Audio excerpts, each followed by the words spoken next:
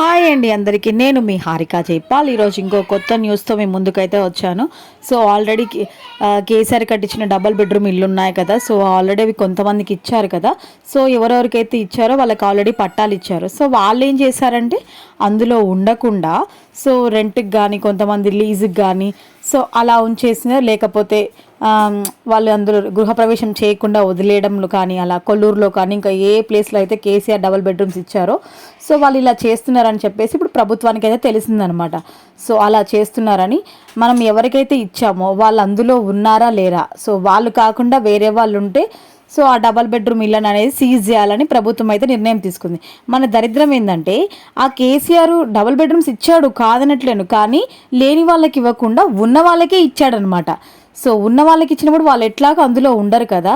So లేని వాళ్ళకి ఇచ్చుంటే దేవుళ్ళలాగా, అంటే నాకు దేవుడు ఇల్లు ఇచ్చినాడు అని గొప్పగా వాళ్ళ మనసులో ఎప్పటికీ ఉండిపోయేది. కానీ అవి ఇవ్వాల్సిన వాళ్ళకి ఇవ్వకుండా ఉన్న వాళ్ళకే మొత్తం అన్ని పైసలు ఇచ్చో సంథింగ్ ఎలానో మొత్తానికైతే అవి ఇండ్లు ఉన్న వాళ్ళకైతే వచ్చేసాయి.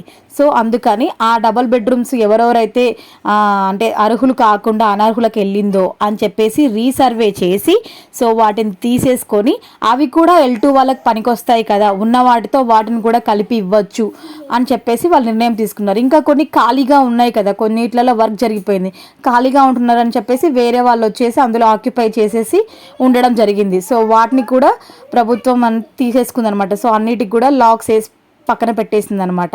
సో మీరు ఒకవేళ మీకు డబల్ బెడ్రూమ్ ఇల్లు వచ్చి ఉంటే సో ఎందుకు పోగొట్టుకోవాలి, వచ్చిన వాళ్ళు ఎలాగో మీకు వచ్చింది అనిపిస్తే సో ఇప్పుడైతే రీసర్వే అయితే జరుగుతుందనమాట.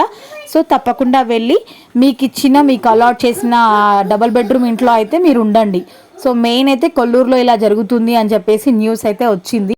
సో ఆ న్యూస్ వల్లనే ఇప్పుడు ప్రభుత్వం అనేది మళ్ళీ రీసర్వే చేసి ఇచ్చిన వాళ్ళ దగ్గర కూడా వాళ్ళు అర్హులు కాదని తేలితే తీసుకోవడానికి వెనకాడము, వాటిని తీసుకొని మళ్ళీ L2 జాబితాలో ఎవరైతే ఇల్లు జాగా లేని వాళ్ళు ఉంటారో సో వాళ్ళకి ఇవ్వాలని అయితే నిర్ణయం తీసుకుంది. సో ఈసారి గవర్నమెంట్ అయినా ఉన్న వాళ్ళకి కాకుండా లేని వాళ్ళకి ఇస్తుందా, సో మళ్ళీ ఉన్న వాళ్ళకే వేసి నిరుపేదలుగానే ఉంచుతుందా అనేది అయితే చూడాల్సింది. సో ఇప్పటి వరకు అయితే పకడ్బందీగా అయితే ప్లాన్ చేసింది కాంగ్రెస్ ప్రభుత్వం అయితే. సో లేని వాళ్ళకే ఇవ్వాలి అని చెప్పేసి లిస్ట్లో మాత్రం అవకతవకలు జరిగాయి. సో మళ్ళీ రీసర్వే చేసిన తర్వాతనే వాళ్ళకు పట్టాలు అందించడం జరుగుతుంది అని ఒక స్టేట్మెంట్ని అయితే పాస్ చేశారు. కాబట్టి సో మనమైతే వెయిట్ చేసి చూడాలి. సో కేసీఆర్ డబుల్ బెడ్రూమ్స్ ఇచ్చారు కాదనట్లే, కానీ అవి ఉన్న వాళ్ళకే వెళ్ళాయి మ్యాక్సిమం. నాకైతే అలాగే అనిపించింది. సో మీకు అలాగే అనిపిస్తే నాకు కామెంట్ చేయండి. సో ఇదైతే ఈరోజు న్యూస్.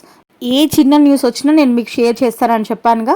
సో కాకపోతే ఒక 5 మినిట్స్ 10 మినిట్స్ లేదంటే అలా లేట్ అవ్వచ్చు, కానీ షేర్ చేయడం మాత్రం పక్కా. సో ఈ ఇన్ఫర్మేషన్ వర్తి అనిపిస్తే మాత్రం మర్చిపోకుండా ఒక లైక్ చేయండి. మీరు లైక్ చేయడం వల్ల ఈ ఇన్ఫర్మేషన్ ఇంకొంతమందికి షేర్ అవుతుంది. సో కొత్తగా మన ఛానల్ ఎవరైనా చూస్తున్నట్టయితే సబ్స్క్రైబ్ చేసుకోండి మర్చిపోకుండా. Thank you.